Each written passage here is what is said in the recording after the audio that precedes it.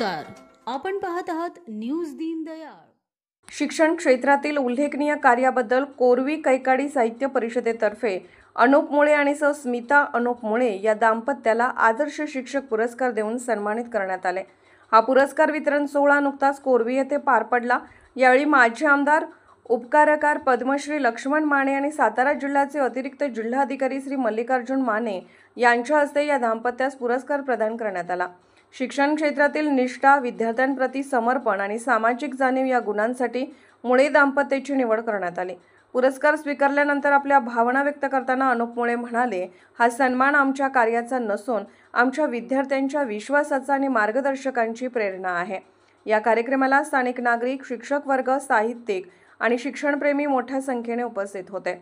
अशाच ताज्या नाविन्यपूर्ण घडामोडी, मनोरंजन, ज्ञान, विज्ञान यासाठी आमचे 14 वर्षापासून लोकप्रिय असणारे वृत्तपत्र दीनदयाळ यांचे न्यूज दीनदयाळ हे यूट्यूब चॅनल व दीनदयाळ न्यूज हे इंस्टाग्राम चॅनल फॉलो व सबस्क्राईब करा, शेअर करा ही विनंती। धन्यवाद।